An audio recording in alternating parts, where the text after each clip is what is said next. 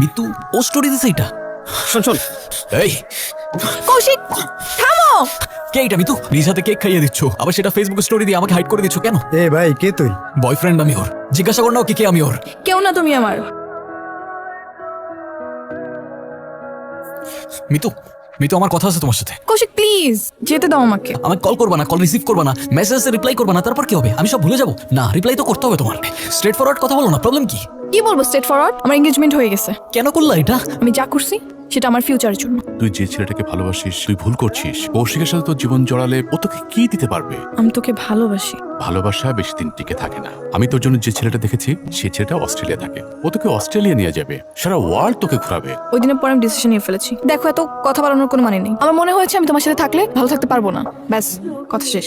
যাও। মানে বললা না কথা শেষ, তো যাও। এক সেকেন্ড, আমি চলে যাচ্ছি।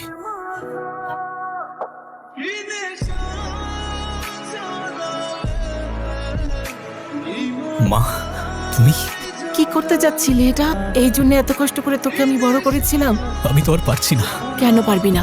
এত সহজে তুই ভেঙে পড়বি? আমার পাশে তো কেউ নেই মা। আমি আছি না?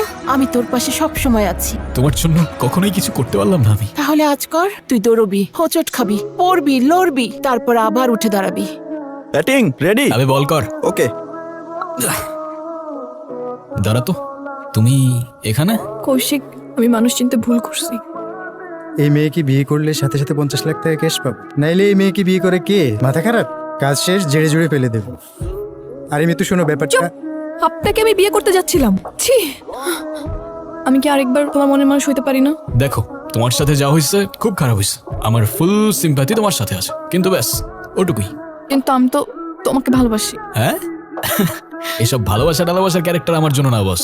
আমার জন্য আমার ক্রিকেট আছে, বন্ধুরা আছে, ব্যাস এনাফ। বাই।